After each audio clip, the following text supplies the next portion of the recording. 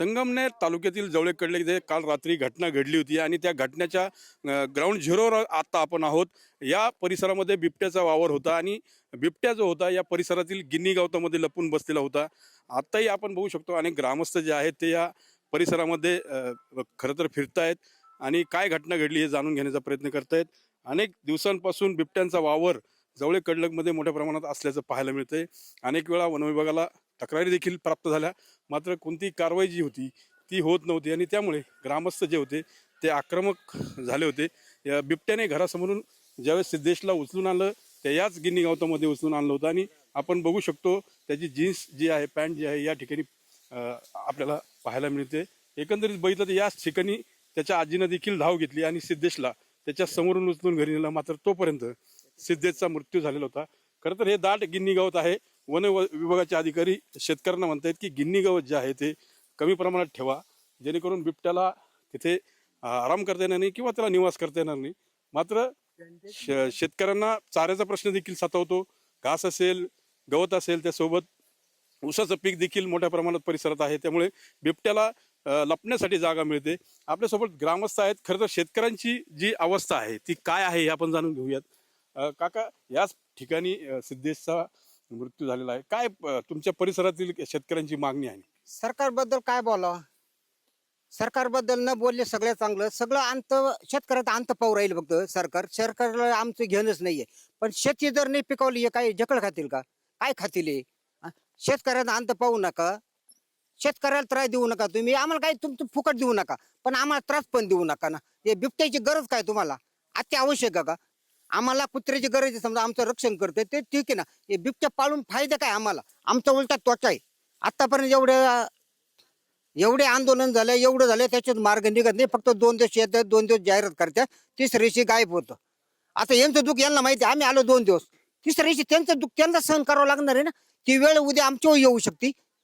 एक फक्त माणूस म्हणून आम्ही इथं आलोय. आम्ही सगळं केलं, काही होत नाही. कोणतं सरकार येऊन द्या, नाव ठेवायला कोणाला जागा नाही. एकंदरीत व्यथा जी आहे ती शेतकरी मांडतायत. या परिसरामध्ये अनेक बिबट्या असल्याचं समोर आलेलं आहे. तुम्ही देखील वन विभागाला सांगितलंय, मात्र त्या प्रमाणात उपाययोजना होत नाही. वनमंत्री अनेकदा उपाययोजना केल्याचं वारंवार बोलतात. कसं बघता तुम्ही सरकारच्या धोरणाकडे?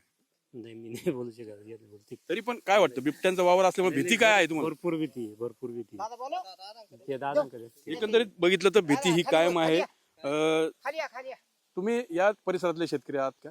आणि काय परिस्थिती या ठिकाणी आहे? कारण आता रात्री जी घटना घडली त्यामध्ये सिद्धेश कडलकचा मृत्यू झाला. वातावरण दहशतीचं आहे. ग्रामस्थ जे आहेत ते दहशतीखाली आहेत.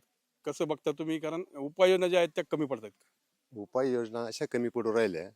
आता वाघ मारणं कायदेशीर परमिशन नाही, परंतु सरकारनं याच्यावर निर्णय योग्य असा घेतला पाहिजे का संपूर्ण परिसरांमध्ये ड्रोन वगैरे लावून त्याचे शोध घेऊन त्यांचा बंदोबस्त, जिथं त्यांची जंगली परिस्थिती आहे तिथं त्यांना रहिवाशी करून त्यांचं खाद्य तिथं द्यावा.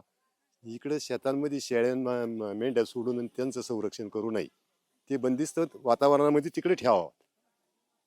हिमाचल प्रदेश वगैरे तिकडे त्यांचं जे निवासस्थान आहे तिथं सोडले पाहिजे ते. इथं ह्या शेतकऱ्यांना रात्री बेरात्री पाणी भरावं लागतं. घास कापत असताना एखाद्या वेळेस म्हणजे ते माणसाच्या मनामध्ये शंका अशी का वाघ कधी येऊन आपल्यावर उडी मारू शकतो.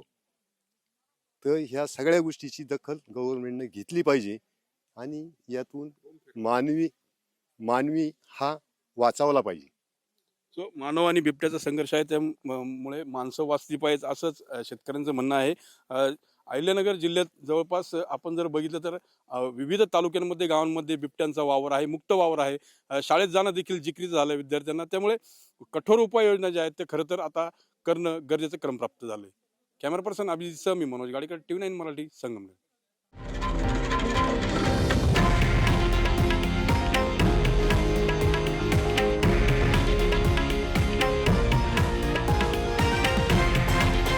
हे आहे देशातील नंबर 1 न्यूज नेटवर्क आणि आपण पाहत आहात TV9 मराठी, एकमेव.